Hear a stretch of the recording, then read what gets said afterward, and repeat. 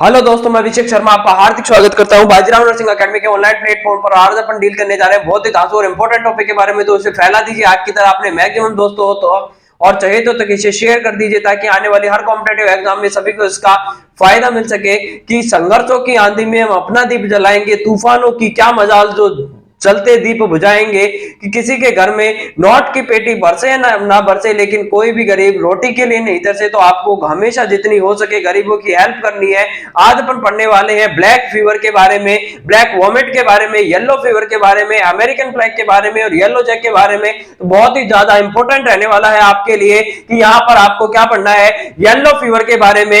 Yellow fever is also known as the, yellow fever को दूसरे नाम से किस किस नाम से जाना जा सकता है? तो उसे अमेरिकन प्लेग भी कहते हैं। सेकंड नंबर पे इसे ब्लैक वॉमिट के नाम से जाना जाता है और तीसरा नाम है इसका other name of the yellow fever is American plague के नाम से भी जाना जाता है, क्योंकि ये अमेरिका में बहुत जल्दी यहाँ पर क्या किया था, सबसे ज्यादा फैला था, इसीलिए इसका नाम रख दिया गया अमेरिकन प्लेग के नाम से भी इसको जानते हैं। तो येलो फीवर है, बहुत ज्यादा इसके नाम देखने को मिलेगा कि महफिल भी रोएगी, हर दिल भी रोएगा, डूबेगी मेरी कश्ती तो साहिल भी रोएगा, इतना प्यार बांटूंगा इस दुनिया में ऐ मेरे दोस्त की मेरे मरने के बाद मेरा कातिल तो आशिक तो क्या मेरा कातिल भी रोएगा। कि आपको जो काम मिलता है अपनी पहचान से मिला काम कभी भी ज्यादा दिनों तक नहीं रहता है, लेकिन काम से मिली पहचान होती है वो हमेशा आपके साथ रहती है, आजीवन रहती है, लंबे समय तक रहती है। तो इसीलिए आपको अपने काम से पहचान बनानी है। पहचान से कोई काम होगा वो आपके लिए ज्यादा दिन तक नहीं रुकता है। तो इसीलिए अपने दम पर, अपने काम के दम पर आपको अपनी पहचान बनानी है। कि भगवान हीरा सभी को बना करके भेजता है, लेकिन उसमें तराश कर उसमें चमक खुद को ही लानी पड़ती है। तो इसीलिए आपको अपने उसी जोश जुनून और जज्बे के साथ मेहनत करनी है। रिकॉर्ड वही तोड़ते हैं जिनकी रगों में खून नहीं बल्कि लक्ष्य पाने के लिए जुनून दौड़ता है। तो अपने आप को उस पॉजिटिव माइंड में सेट करके अपनी जो पॉजिटिव एनर्जी है उसको आपको लक्ष्य में, टारगेट में आपको तब्दील करना है। कि जहां पर तेरी याद ना आए वो तन्हाई किस काम की, जो बिगड़े रिश्ते ना बना दे वो खुदाई किस काम की। बेशक हमें जाना है अपनी मंजिल तक, पर जहां से अपने ना दिखाई दे वो ऊंचाई किस काम की, जहां से अपने ना दिखाई दे वो ऊंचाई किस काम की। तो अपनों का साथ आपको कभी नहीं छोड़ना है। जो अपने वो नहीं होते जो तस्वीर में साथ हो, अपने वो होते हैं जो तकलीफ में साथ हो। तो हमेशा अपनों का साथ लेकर के आपको चलना है।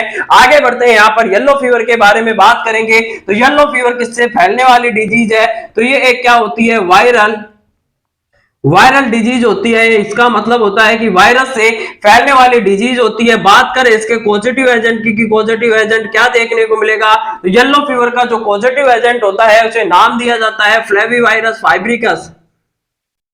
फ्लेवी वायरस फाइब्रिकस से फैलने वाली डिजीज होती है। तो यहां पर आपको ध्यान रखना है कि येलो फीवर होती है एक वायरल डिजीज होती है, बैक्टीरियल डिजीज नहीं होती है। किससे फैलती है? पॉजिटिव एजेंट क्या होता है? तो इसका जो पॉजिटिव एजेंट होता है फ्लेवी वायरस फाइब्रिकस होगा, इसका पॉजिटिव एजेंट होता है। बात करते हैं कौन से फैमिली से ये बिलोंग करती है? तो ये group B अर्बो virus toga virus family से ये बिलोंग करती है। तो ये बिलोंग किससे करेगी? Group B अर्बो virus, group B अर्बो virus जो कि क्या है, एक टोगा वायरस फैमिली से बिलोंग करने वाला वायरस है। Group B अर्बो virus toga virus होता है। कौन सा वायरस? फ्लेवी वायरस फाइब्रिकस होता है। पॉजिटिव एजेंट होता है जो कौन सी फैमिली से बिलोंग करता है? Group B अर्बो virus toga virus family से ये बिलोंग करता है। बात करते हैं इसके रिजर्वायर की। तो यहाँ पर आपने पढ़ा है येलो फीवर के नाम से, येलो फीवर को किस किस नाम से जानते हैं? ब्लैक वॉमिट के नाम से जाना जाता है, अमेरिकन प्लेग के नाम से जानते हैं, और इसका जो चौथा नाम है वो नाम दिया गया है इसे येलो जैक। येलो जैक के नाम से भी अगर क्वेश्चन आता है तो आपको येलो फीवर मानना है उसको।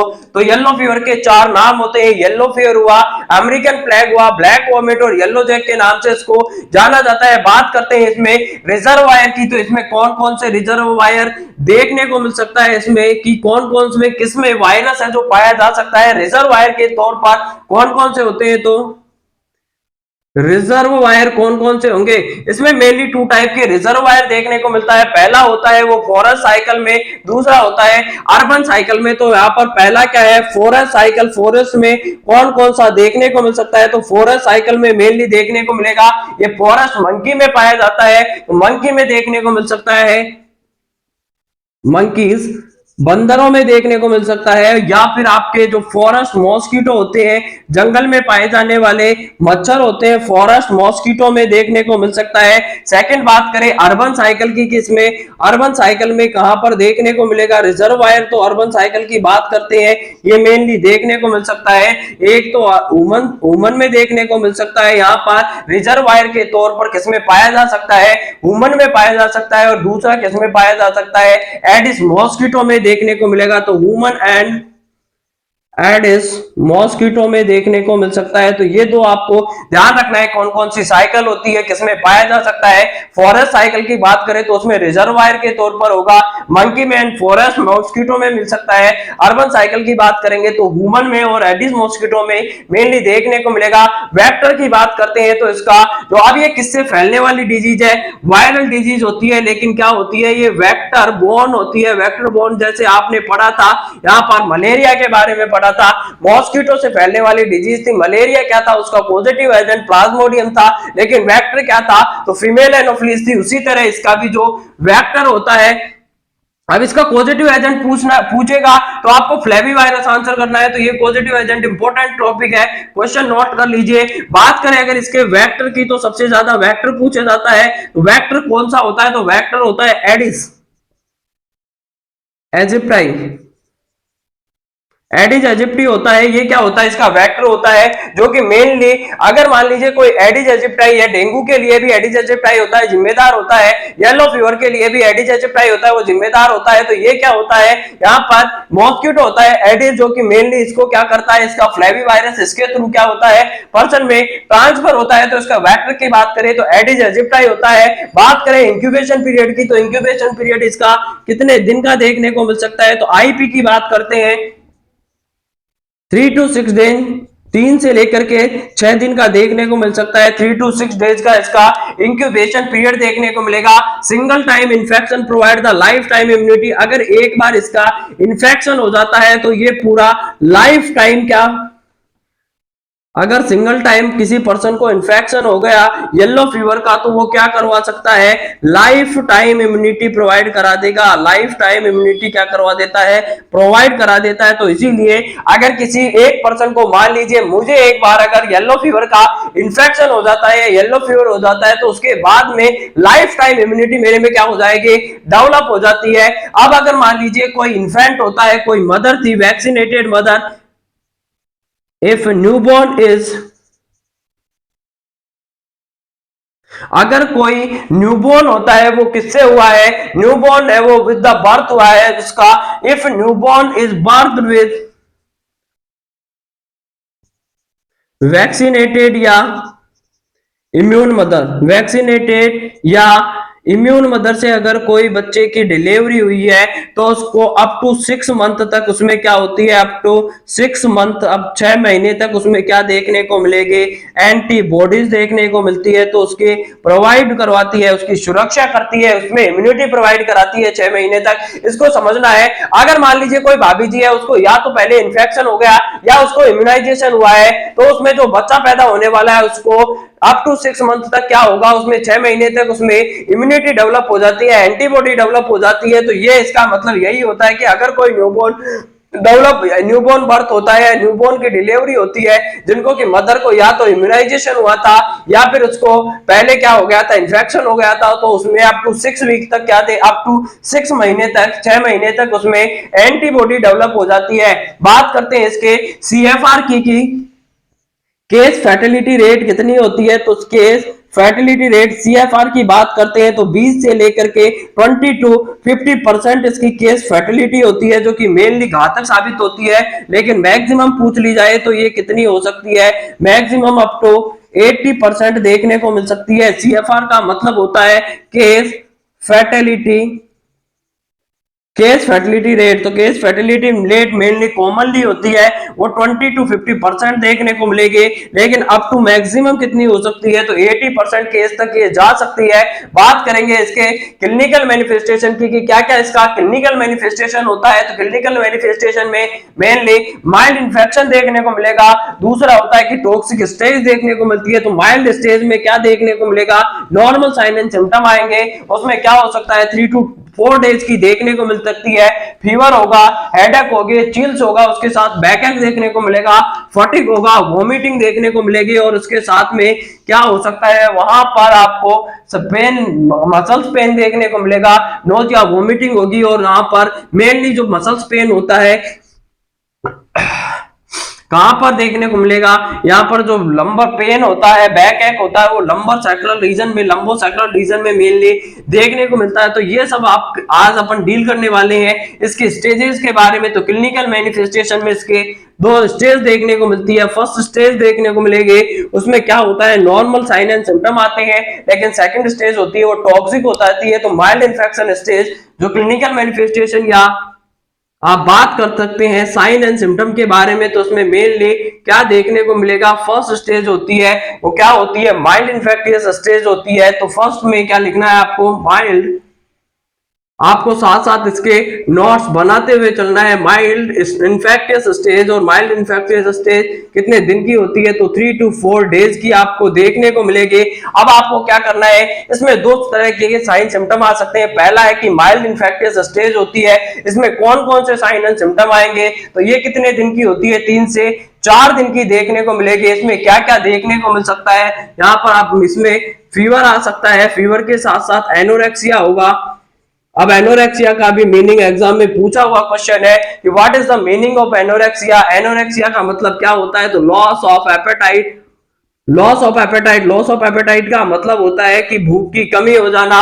एनोरेक्सिया के नाम से जाना जाता है। मसल्स पेन होगा, मसल्स में पेन देखने को मिलेगा। आगे बात करते हैं, यहाँ पर बैक एक देखने को मिल सकता है। बैक एक, बैक एक में कहां पर देखने को मिलेगा, तो लंबो सैक्रल, मेनली लंबो सैक्रल में पेन देखने को मिलेगा। आप मान लीजिए अगर किसी पर्सन में येलो फीवर का इन्फेक्शन हुआ है, तो वहां पर इसको लंबो सैक्रल, लंबर और सैक्रल एरिया में मेनली पेन देखने को मिलता है, तो इसे लंबो सैक्रल में मेनली रीजन अफेक्टेड होगा। इसके बाद में इसको क्या हो सकती है, चिल्स हो सकता है। यहाँ पर उसको चिल्स का मतलब होता है कपकपी लग करके यहाँ पर बुखार आएगा, ठंडी लगेगी, उसको शिवरिंग होगा, फटीग देखने को मिलेगा, नोजिया, वोमिटिंग देखने को मिल सकती है। तो चिल्स के साथ साथ क्या हो सकता है, इसको फटीग हो सकती है, नोजिया। नोजिया का मतलब क्या होता है, वोमिटिंग क्या होती है, तो वोमिटिंग का मतलब तो आप सभी जानते हैं कि गैस कंटेंट का ओरल के थ्रू यानी रिजर्जिटेशन हो जाता है, ओरल के थ्रू उसे क्या कहते हैं, वोमिटिंग कहते हैं। लेकिन नोजिया का मतलब क्या होता है, तो नोजिया वोमिटिंग से पहले वाली जो कंडीशन होती है जिसमें आपका जी मचलाता है, उसी स्टेज को नाम दिया जाता है यहाँ पर नोजिया के नाम से जानते हैं। अब सेकंड स्टेज की बात करते हैं, तो सेकंड स्टेज होती है यहाँ पर टॉक्सिक स्टेज देखने को मिलेगा।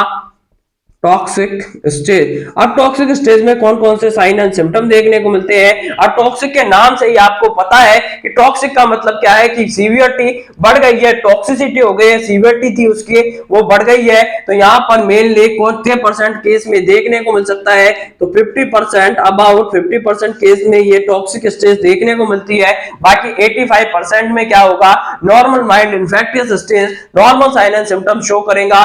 बात करते हैं यहाँ पर क्या क्या देखने को मिल सकता है, तो यहाँ पर जॉन्डिस हो सकता है, और जॉन्डिस होगा तो कैसा कलर का देखने को मिलेगा, तो ये येलो जैक इसीलिए कहा जाता है क्योंकि येलो जैक पूरी तरीके से शरीर है वो पीला पड़ जाएगा, येलो कलर का हो जाता है, जॉन्डिस हो जाएगा। जॉन्डिस का मतलब क्या होता है, बिलिरुबिन का लेवल होता है, उसका लेवल का बढ़ जाना जॉन्डिस के नाम से जानते हैं, जो मेनली आपके लीवर वाले डिजीज में होता है, जहां पर लीवर का काम होता है कि वो अनकॉन्जुगेटेड को कॉन्जुगेटेड लीवर में कन्वर्ट कर देता है, अनकॉन्जुगेटेड बिलिरुबिन को कॉन्जुगेटेड बिलिरुबिन में कन्वर्ट करता है। लेकिन जब कोई लीवर की डिजीज हो जाती है तो उसमें अनकॉन्जुगेटेड लेवल का, अनकॉन्जुगेटेड बिलिरुबिन का लेवल बढ़ने लग जाता है, उसका कॉन्जुगेशन नहीं हो पाता है, तो उसमें बिलिरुबिन भी यहाँ देखने को मिलेगा, ब्लड में बिलिरुबिन का लेवल बढ़ा हुआ देखने को मिलता है, और उसे जॉन्डिस के नाम से जानते हैं। तो ये जॉन्डिस देखने को मिलेगा। साथ साथ में क्या हो सकता है, एब्डोमिनल पेन देखने को मिलेगा। एब्डोमिनल पेन का मतलब होता है एब्डोमन में दर्द देखने को मिलेगा, पेन होता है, बिल्कुल आप ऐसे करके सिकुड़ जाओगे तो यहाँ पर क्या देखने को मिलेगा, एब्डोमिनल पेन देखने को मिलता है। ब्लीडिंग होगी। अब यहाँ पर ब्लीडिंग कहां से हो सकती है, अब ब्लीडिंग कहां से आपको देखने को मिल सकती है, तो थोड़ा सा याद रखना है आपको कि ब्लीडिंग नोज से ब्लीडिंग हो सकती है, और जो नोज से ब्लीडिंग होती है उसे एपिस्टैक्सिस एपिस्टैक्सिस ये छोटी छोटी टर्म है, लेकिन आपके आने वाले सीएचओ के एग्जाम में बहुत ही ज्यादा इंपॉर्टेंट है, क्योंकि इनसे एक क्वेश्चन पूछ लिया जाता है। इसके मीनिंग के बारे में पूछ लेते हैं कि मतलब क्या होता है। नोज से अगर ब्लीडिंग हो रही है, नोज ब्लीड है, तो नोज ब्लीड को किस नाम से जाना जाएगा? एपिस्टैक्सिस के नाम से जानते हैं। अगर यहाँ पर बात करें नोज से हो सकती है, आई से हो सकती है, जीआईटी से हो सकती है, तो आई ब्लीड होता है। तो आई ब्लीड कौन सी वाली डिजीज में होता है? तो आई ब्लीडिंग में कौन सी डिजीज में होता है? तो हाई फीमा होता है। हाई फीमा में आई से ब्लीड देखने को मिलेगा। बात करते हैं यहाँ पर गैस्ट्रिक से ब्लीडिंग देखने को मिल सकती है, जीआईटी से देखने को मिलेगा। तो ब्लीडिंग कहां से हो सकती है? जीआईटी से होगी। अब जीआईटी से मेनली 2 टाइप की ब्लीडिंग हो सकती है। पहला हो सकता है कि यहाँ पर हेमेटेमेसिस होगा। हेमेटेमेसिस का मतलब क्या होता है? हेमेटेमेसिस का मतलब होता है bleeding blood with vomiting. Vomiting, bleeding with vomiting. Vomiting के साथ में अगर ब्लीडिंग आ रही है, आप जैसे वॉमिटिंग या उल्टी के साथ ब्लीड आता है, हेमेटेमेसिस कहलाता है। लेकिन बात करें यहाँ पर ओकल्ट ब्लीड देखने को मिल सकता है, तो यहाँ पर मेलेना हो सकता है। मेलेना का मतलब क्या होगा? मेलेना का मतलब होता है occult blood, occult blood in stool. अगर स्टूल में ओकल्ट ब्लड आ रहा है, यहाँ पर ओकल्ट ब्लड या पुराना ब्लड आ रहा है स्टूल में, तो उसे मेलेना के नाम से जानते हैं। लेकिन बात करें हेमेटोचीजिया की, हेमेटोचीजिया हो सकता है। हेमेटोचीजिया का मतलब क्या होता है? Fresh blood in stool. अगर स्टूल में फ्रेश ब्लड आ रहा है तो उसे हेमेटोचेजिया कहेंगे। अब हेमेटोचेजिया कब होता है? अगर मान लीजिए किसी में लार्ज इंटेस्टाइन में, अगर लार्ज इंटेस्टाइन में अगर कोई ब्लीडिंग हो रही है, तो उसमें क्या देखने को मिलेगा? हेमेटोचेजिया देखने को मिलेगा। लेकिन अगर मान लीजिए कोई गैस्ट्रियम में या फिर स्मॉल इंटेस्टाइन की ब्लीडिंग है, तो उसमें देखने को मिलता है कि यहाँ पर ओकल्ट ब्लड आएगा, पुराना ब्लड आता है, ओकल्ट ब्लड कहलाएगा, जिसे मेलेना के नाम से जानते हैं। लेकिन अगर फ्रेश ब्लीडिंग आ रही है रेक्टम में या फिर लार्ज इंटेस्टाइन में ब्लीडिंग होती है, तो उसमें मेनली हेमेटोचेजिया देखने को मिलता है। तो उसका मतलब है fresh blood in stool. Fresh blood आ रहा है स्टूल में, अगर फ्रेश ब्लड आ रहा है तो उसे हेमेटोचेजिया के नाम से जाना जाएगा। कि सेठिया उन्हें मुबारक जिन्हें छत तक जाना है, हमारी मंजिल तो आसमां है, तो हमें रास्ता भी खुद बनाना है। तो अपने आप को, अपने टारगेट स्वयं से सेट करिए, और अपने टारगेट को पाने के लिए जो जुनून और जज्बे में कोई कमी नहीं होनी चाहिए। पूरी जी जान लगा दीजिए अपने आपके टारगेट सेट किए हुए टारगेट को पाने के लिए। तो पूरी मेहनत के साथ में आपको तैयारी करनी है। सफलता का कोई शॉर्टकट नहीं होता है। सफलता एक दिन में नहीं मिलती है, लेकिन एक दिन जरूर मिलती है, और उस दिन के लिए आपको रातों जाग करके मेहनत करनी पड़ती है। कि जो सफलता होती है उसका स्वाद बहुत ही ज्यादा कड़वा नहीं होता है, यहाँ पर बहुत मीठा देखने को मिलेगा। लेकिन आपको उसके लिए पहले क्या करना पड़ेगा? उसके लिए पूरे जोश जुनून जज्बे के साथ में पूरी मेहनत लगा करके, पूरी ईमानदारी के साथ में अपना काम करना है। तो यहाँ पर कभी भी आपकी मेहनत बेकार नहीं होती, आपको सफलता होगी। वो सीढ़ी दर सीढ़ी आपको चल करके मिलने वाली है। आप एक बार छलांग लगा करके सोचे कि मैं एक दिन में सफलता हासिल कर लूं, तो ऐसा नहीं होने वाला है। आपको उस दिन के लिए धीरे धीरे करके, थोड़ा थोड़ा समय निकाल करके, आपको जितना ज्यादा से ज्यादा हो सके उतना, आपको जितना आप ज्यादा से ज्यादा मेहनत करोगे, आप सफलता के उतने ही पास चले जाते हैं। तो यहाँ पर आपको कभी भी क्रोध नहीं करना है, गुस्सा नहीं करना होता है, क्योंकि गुस्सा होता है वो जड़ होती है, किसके विनाश की जड़ होती है। तो इसीलिए जब भी आपको कभी क्रोध आता है तो यह घमंड नहीं करना है, क्रोध नहीं करना है, क्योंकि जो गुस्सा होता है वो क्या होती है एक्चुअल में? गुस्सा क्या है, अहंकार क्या है, ये एक क्या है, जड़ पेड़ होता है।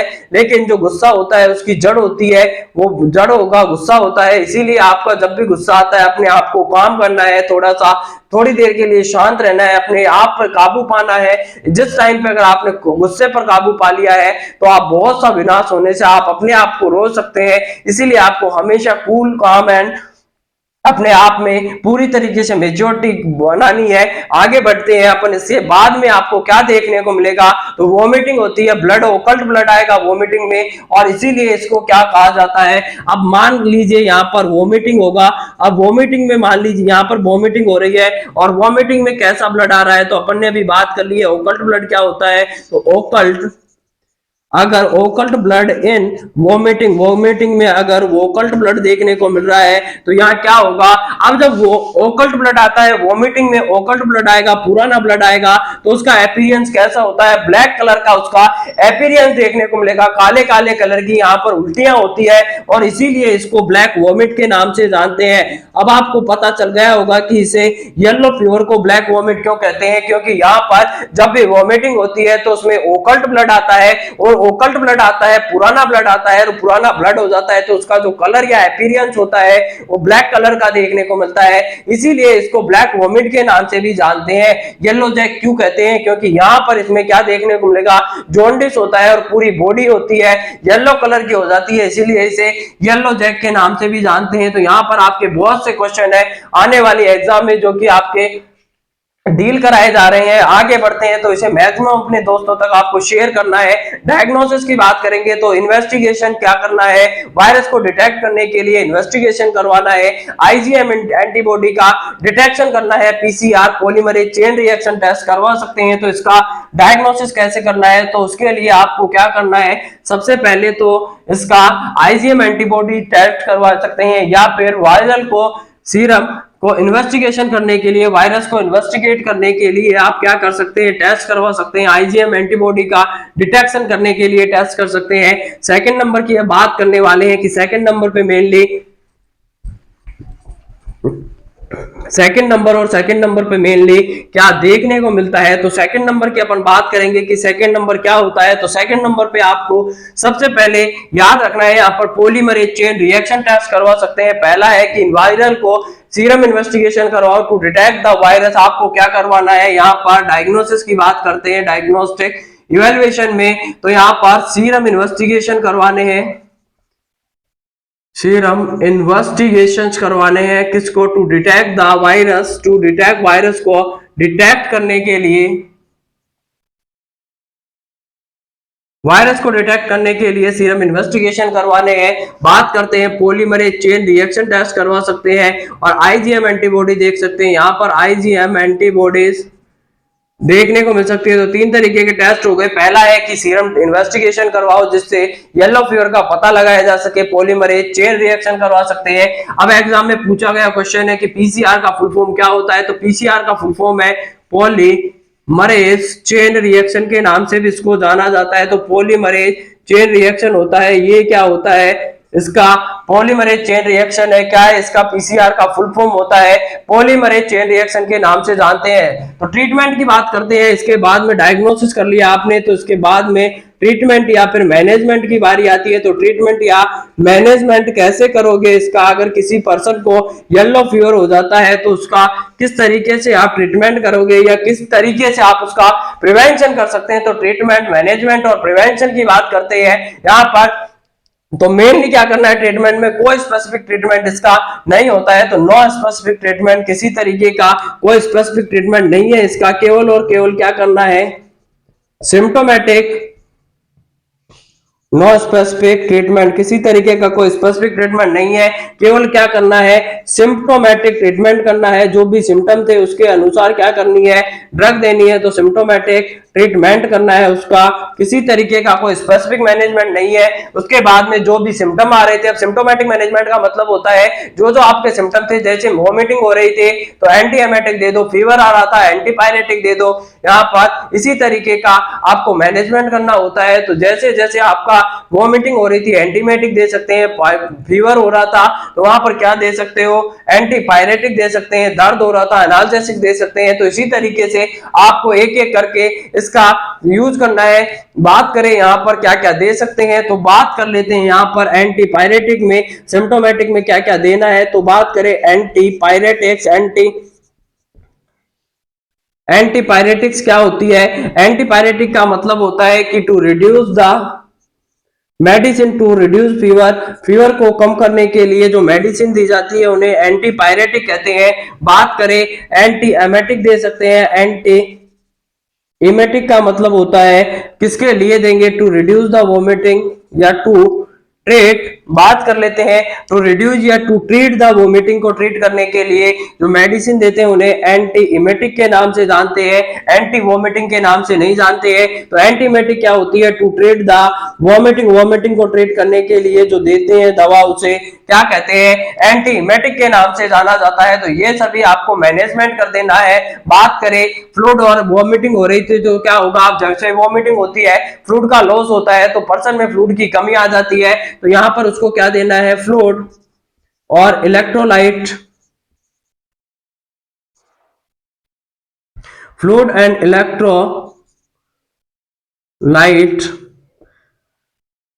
फ्लूइड और इलेक्ट्रोलाइट देने हैं। अगर आप उसमें ब्लीडिंग हो रही थी तो ब्लड ट्रांसफ्यूजन भी कर सकते हैं, बीटी कर सकते हैं, ब्लड ट्रांसफ्यूजन कर सकते हैं, फ्लूइड और इलेक्ट्रोलाइट का बैलेंस कर सकते हैं। Antiemetic and treat the vomiting को ट्रीट करने के लिए एंटीपायरेटिक दे सकते हैं, फीवर को ट्रीट करने के लिए। तो इस तरीके से उसका सिम्टोमेटिक मैनेजमेंट करना है। बात करते हैं अब वैक्सीन के बारे में। तो वैक्सीन के बारे में बात करने के लिए आपके लिए बहुत ही अच्छा टॉपिक है कि वैक्सीन क्या है। तो इसका वैक्सीन के बारे में बात करते हैं। तो वैक्सीन होती है, ये लाइव वैक्सीन होती है। तो बात करें कि बॉयज लव द काइम, आपने बात करा था लाइव किल्ड और टॉक्सोइड वैक्सीन के बारे में, तो वहां पे अपन ने पढ़ा था बॉय लव द क्राइम, जहां पर येलो फीवर आया था BOY में। तो ये वाई क्या है? येलो फीवर था। और येलो फीवर क्या है? यहाँ पर एक वैक्सीन देखने को मिलती है। और वैक्सीन कौन सी होती है? तो वैक्सीन होती है लाइव वैक्सीन है, लाइव वैक्सीन है। ये कौन सी वैक्सीन है?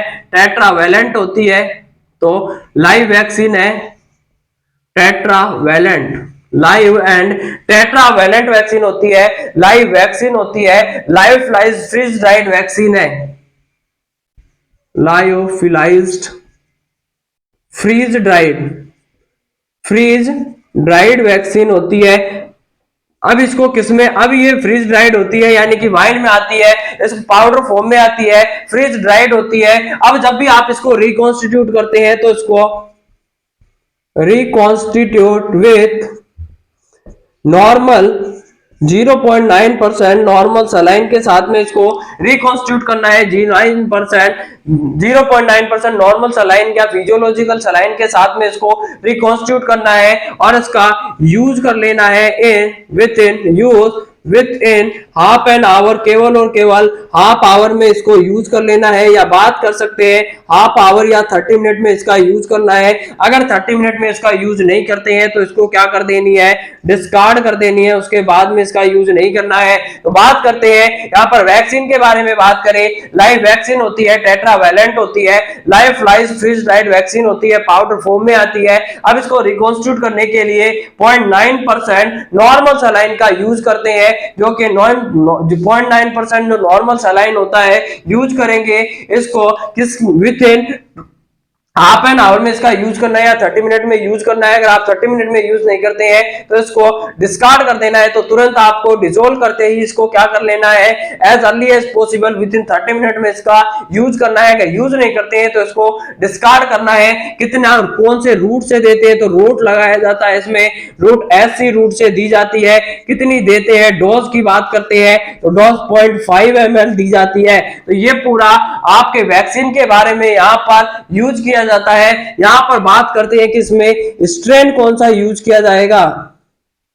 अगर स्ट्रेन के बारे में भी क्वेश्चन पूछ लिया जाए कि इसमें स्ट्रेन कौन सा होता है तो 70D इसमें स्ट्रेन कौन सा होगा? 17D इसमें स्ट्रेन पाया जाता है। तो स्ट्रेन की बात करते हैं, मेनली 17D स्ट्रेन देखने को मिलेगा। पॉइंट डोज की बात करें 0.5 ml होता है। रूट होता है इसका सबक्यूटेनियस रूट से लगाते हैं। रिकॉन्स्टिट्यूट कैसे करना है? 0.9% नॉर्मल सलाइन में करनी है।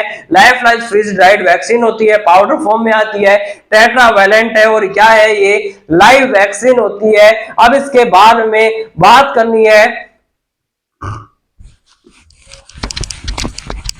आगे बढ़ते हैं। तो आगे क्या होगा? मेनली देखने को मिलता है कि यहाँ पर रिकमेंडेड टेम्परेचर की बात करें तो रिकमेंडेड टेम्परेचर यहाँ पर इसको कितने टेम्परेचर पर स्टोरेज करके रखना होता है? तो temperature of storage of vaccine, vaccine को स्टोर करने का जो टेम्परेचर होता है वो कितना देखने को मिलेगा। तो ये मेनली है। यहाँ पर वैक्सीन के बारे में बात कर रहे थे कि लाइव वैक्सीन होती है, यहाँ पर mainly life freeze dried vaccine है, रिकॉन्स्टिट्यूट करते हैं 0.9% में। टेम्परेचर कितना देखने को मिलेगा, तो -30 degree centigrade to +5 degree centigrade तक इसको स्टोरेज किया जा सकता है। तो पोलियो के बारे में बाद में ये भी ऐसी वैक्सीन होती है जिसको कि -डिग्री सेंटीग्रेड में इसको टेम्परेचर में स्टोरेज करके रखा जाता है।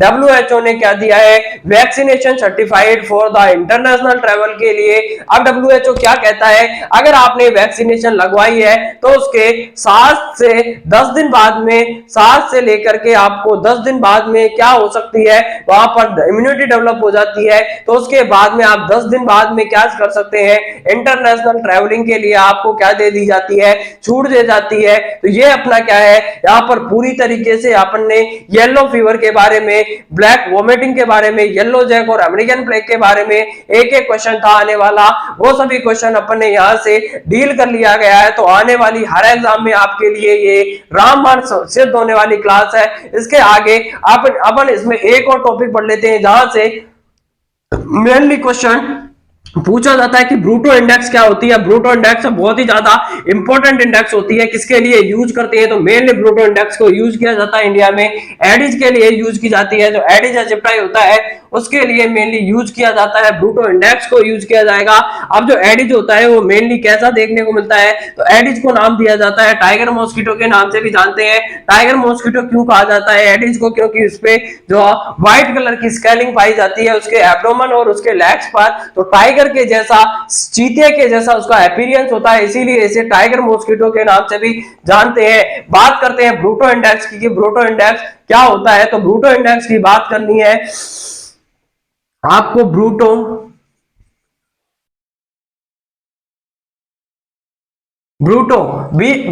इंडेक्स की बात करेंगे तो ब्रूटो इंडेक्स क्या होती है। ब्रूटो इंडेक्स के बारे में बात करते हैं कि बहुत ही ज्यादा इंपॉर्टेंट रहने वाली है ब्रूटो इंडेक्स। अब ब्रूटो इंडेक्स किसके लिए यूज करते हैं, तो इंडेक्स होती है जिसको कि यूज किया जाता है एडिज मॉस्किटो के लिए मेनली यूज की जाती है। It is a index.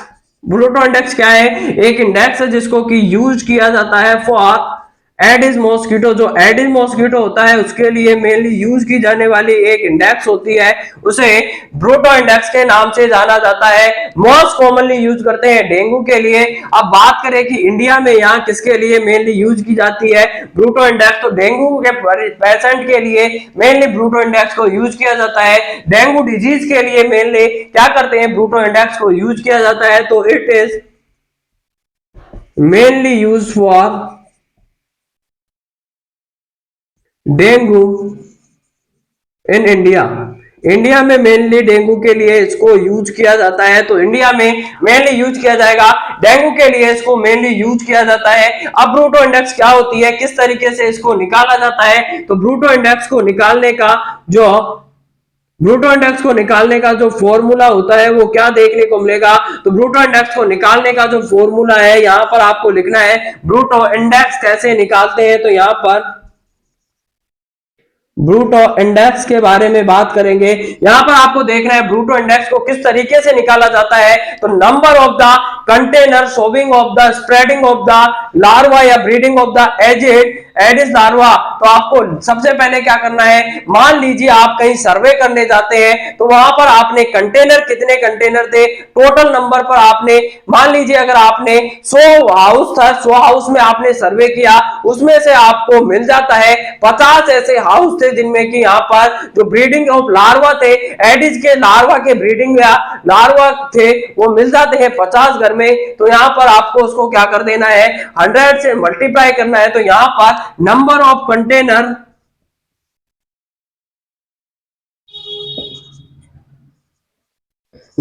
Container showing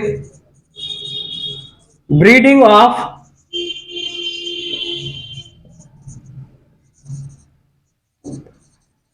of the larvae कितने सारे हैं, जिसमें कि एडिस लार्वा की ब्रीडिंग को शो कर रहे हैं। तो यहाँ पर आपको मेनली देखने को मिलेगा कि number of container showing breeding of the larva के कितने प्रजनन हो रहा है, कौन कौन से एडिस मॉस्किटो है जो कि वहां पर मल्टीप्लीकेशन या उसका फर्टिलाइजेशन या लार्वा पाए जा रहे हैं upon total number survey, total house of सर्वे। आपने कितने हाउस का सर्वे किया, उसमें से कितने ऐसे हाउस थे जिनमें कि उसके एडिस लार्वा के ब्रीडिंग पाई गई, उनको मल्टीप्लाई कर देना है 100 से। अब एग्जांपल के तौर पे आप सोचिए, अगर मान लीजिए आपने नंबर ऑफ कंटेनर, इतने कंटेनर थे, मान लीजिए आपने हाउस, कितने हाउस का सर्वे किया, अगर आपने 100 हाउस का सर्वे किया है, उसमें से 50 ऐसे हाउस थे जिनमें कि जो कंटेनर है उनमें से 50 में ऐसे सैंपल मिले जिनमें कि एडिस लार्वा की ब्रीडिंग हो रही है, उनका प्रजनन हो रहा है या फिर उनका फर्टिलाइजेशन हो रहा है। तो यहाँ पर उसको मल्टीप्लाई करना है 100 से। तो यहाँ पर 2 से 2 कट गया, यहाँ टोटल कितना आया 50। तो यहाँ पर ये 50 इसका आंसर रहने वाला है। तो ब्रूटो इंडेक्स कहाँ है, कितनी आ रही है, मान लीजिए एग्जाम्पल में अपने 50 देखने को मिल रही है। तो ये इस तरीके से ब्रूटो इंडेक्स को निकाला जाता है। आपने टोटल कितने नंबर ऑफ हाउस में सर्वे किया, उसमें से कितने नंबर ऑफ कंटेनर में, कितने में breeding of the Aedes mosquito के लार्वा में ब्रीडिंग देखने को मिले। तो ऐसे सिटी में आपको याद रखना है, हमेशा साफ सफाई रखनी है। यहाँ पर क्या होता है, एडिस के जहां पर लार्वा होते हैं वो आसानी से एडिस फैला देता है। वहां पर क्या होता है, एडिस के लार्वा कहां पर मिलते हैं, मेनली आपके जब बरसात वाले दिनों में जहां पर पानी भरा होता है, या मान लीजिए आपका कोई कूलर वगैरह है जिसमें आप पानी भरा रहता है, आप उसकी सफाई नहीं करते, तो उनमें मेनली देखने को मिलता है। तो दिल्ली वगैरह ऐसी दिल्ली मुंबई वाली सिटियां होती है, मेनली जो सिटीज होती है उनमें क्या होता है, यहाँ पर एक सर्वे करने के लिए टीम आती है, और अगर आपके जहां पर पानी जमा हुआ है और अगर वहां पर आपको क्या देखने को मिल जाते हैं, लार्वा मिल जाते हैं, तो वो फाइन काट देती है और वो कहती है कि आपके ही घर से, यहीं से आसपास में चारों तरफ क्या फैल रहे हैं, डेंगू फैल रहे हैं। ऐसा ही मेरे एक दोस्त के साथ हुआ था कि वहां पर उसने अच्छी तरीके से उसके कूलर की सफाई नहीं करी हुई थी, उसमें गंदा पानी था। तो वो जैसे ही माइक्रोस्कोप ला करके वहां पर चेकिंग करते हैं और उनको मिल जाते हैं अगर breeding of the larva Aedes के, तो वो उस पर क्या लगा देते हैं,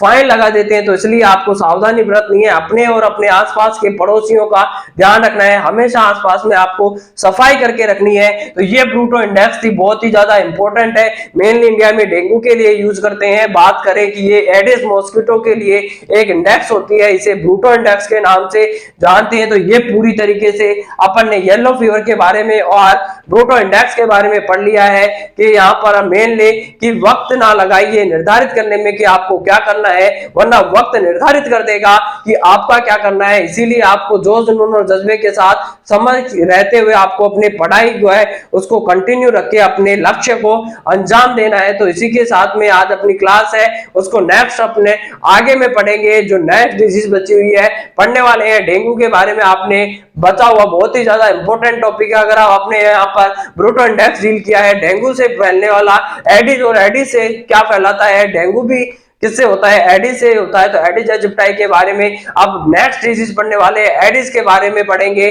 और बहुत सी जो डिजीज है, एसटीडी वगैरह बची हुई है, जो कम्युनिटी बची हुई है, कम्युनिटीज कौन कौन सी कम्युनिटीज है, कम्युनिटी के बारे में पढ़ेंगे। कम्युनिटी के बारे में भी 5 ईयर प्लान बचे हुए हैं, उन सभी के बारे में। तो जो भी आने वाली आपकी सीएचओ की एग्जाम में प्रिपेयर, उसको पूरी तरीके से कम्युनिटी को एक एक करके अच्छी तरीके से जहां से भी क्वेश्चन बनेगा वहां पूरी तरीके से डील कराने की मैं पूरी ज्यादा से ज्यादा पूरी क्वेश्चन, एक एक क्वेश्चन को बताने की मैं पूरी कोशिश कर रहा हूं। तो आपका भी एक प्राइम मोटो रेस्पॉन्सिबिलिटी होती है कि आप भी इसे मैक्सिमम अपने दोस्तों तक शेयर कर दीजिए और चैनल को, बेल आइकन को प्रेस करके चैनल को सब्सक्राइब कर लीजिए। मिलते हैं आपसे बहुत जल्द नए टॉपिक में, तब तक के लिए जय हिंद, जय भारत।